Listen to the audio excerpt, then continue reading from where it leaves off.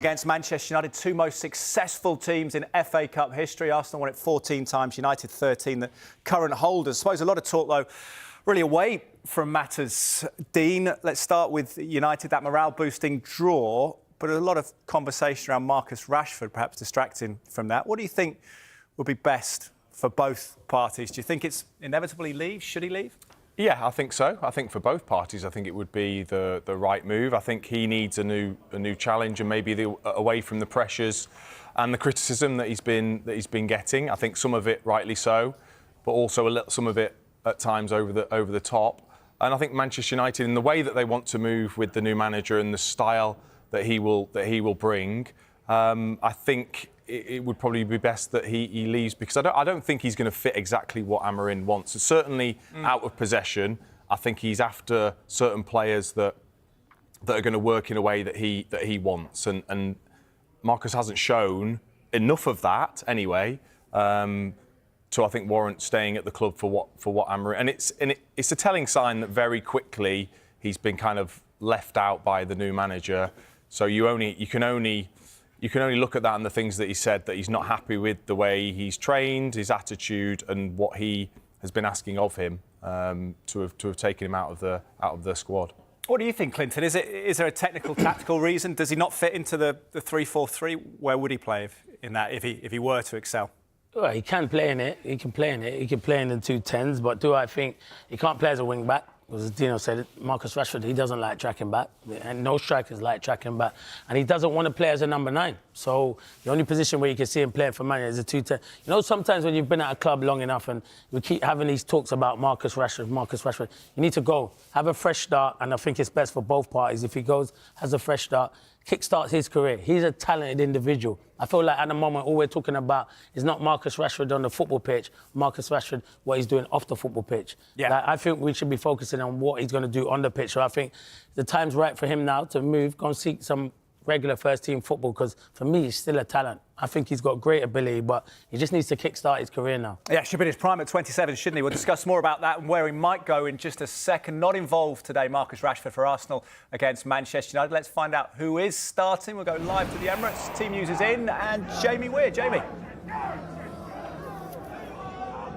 Yeah, good afternoon to you. The team news, as you said, is in. Let's start with Arsenal, and 3 changes Mikel Arteta makes from the side who disappointingly lost here 2-0 to Newcastle in the Carabao Cup semi-final first leg midweek. Jorginho comes in for Thomas Partey, Mikel Merino comes in for Declan Rice, and Gabriel Jesus comes in for Leandro Trossard. So the Arsenal team in full, the back 4 and the keeper unchanged. David Raya in goal, a back 4 of Timber, Saliba, Gabriel and Miles Lewis-Skelly, who continues at left back.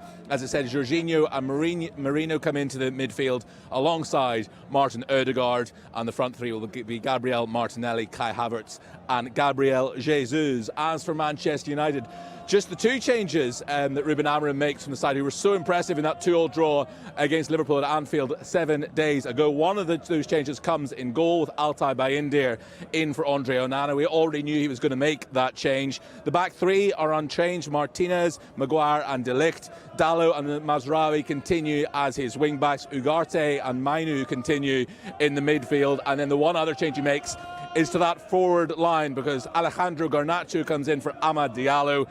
Bruno Fernandes continues on the left-hand side, and Rasmus Højlund leads the Lions. So just the 2 changes that the holders make for this third round tie, with Alejandro Garnacho and Altay Bayindir coming in for Diallo and Onana, respectively. It is a huge game. 20 years ago, this was the biggest game in English football.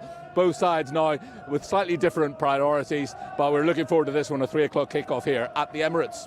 Should be a great game. Jamie, thank you very much for now. Both strong lineups then. 3 changes for Arsenal, 2 changes for Manchester United. Interesting, Amad Diallo dropping to the bench for Garnacho. Dean, getting back to Marcus Rashford, where do you think he should go? I think he would have quite a decent pick of European sides that would be interested, because there'd be lots of sides that would look and think he's got unbelievable talent. We've seen it in streaks and in patches that he's capable of a seriously high level of a player. And sometimes I'm sure clubs will think, well, depending on the structure of payments, or if it's a loan or whatever it may be, that actually, if we bring him across, we can have that fresh start, get the best out of him, because you don't have the talents that he has and not able to produce at any level in any league in the world. He is that good. It's about him. It's so much about him, and I think it's gone really stale at Manchester United, considering he's come through at the football club, and I think it is just the right time for him to move. And it's not a bad thing. It shouldn't be seen as a bad thing. I think it should be a really good thing for him, actually. But do you know, it's his attitude that's always in question. You know, he's at Man United. He's a Man United boy. He started there as a kid. If anyone should have the professionalism, it would be him.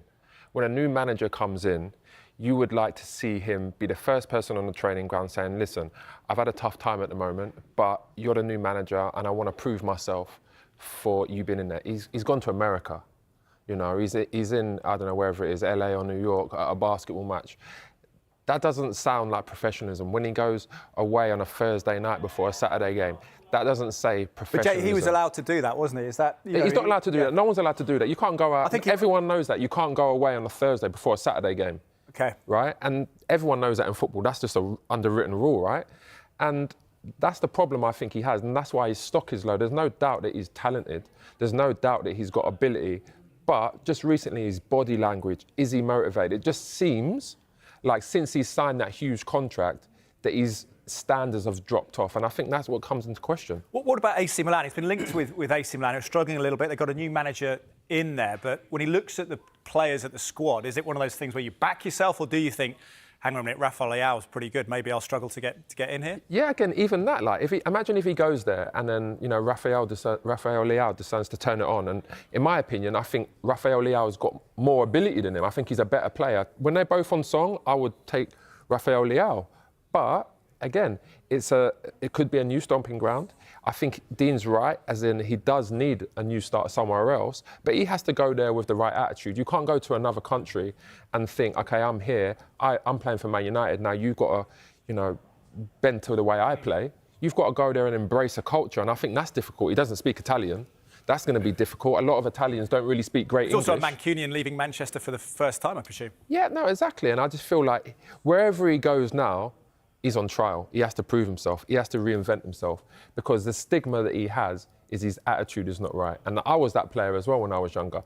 People looked to me and said, your attitude isn't right. And that's because the stigma I created as a young player. Now he has to do the same thing and try and reinvent himself. How do we know his attitude's not right, Clinton? Is it just what the managers have said? You don't know. No one knows what Marcus Rashford's like. No one knows. I don't know him personally. I can only take what we're speaking about. So we don't know what his attitude is like. But what we do know is he's not performing on the pitch what we saw when he burst onto the scene. And that's why I say I don't...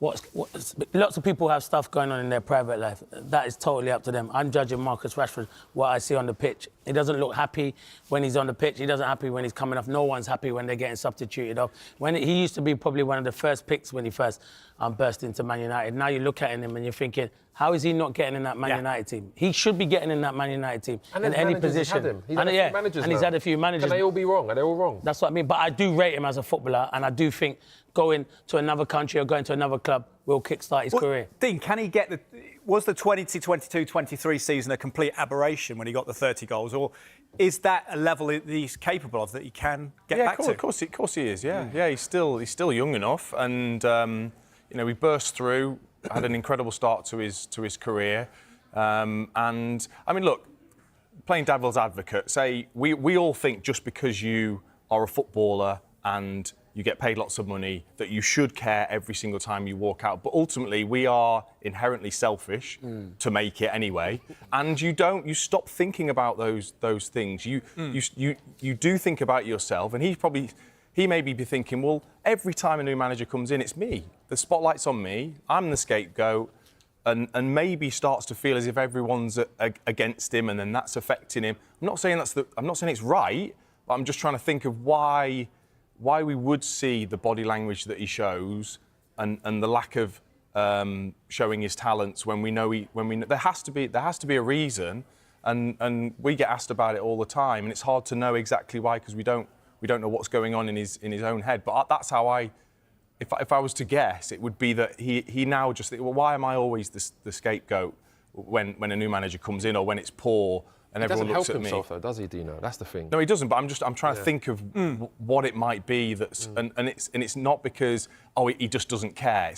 I think players go away from that when you're in your own bubble and you're thinking about yourself. You do sometimes forget about the sort of basic levels of effort that's required, because you do start to think about yourself a bit. We'll keep across the Rashford situation then. We've heard Napoli, AC Milan, Borussia Dortmund, many clubs mentioned. We'll see how Rashford's future develops in the next few weeks. Why Ahmad is on the bench for Manchester United versus Arsenal.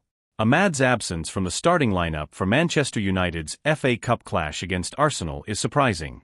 Manager Ruben Amorim has confirmed that Ahmad will start the match on the bench due to a minor issue he encountered earlier in the week.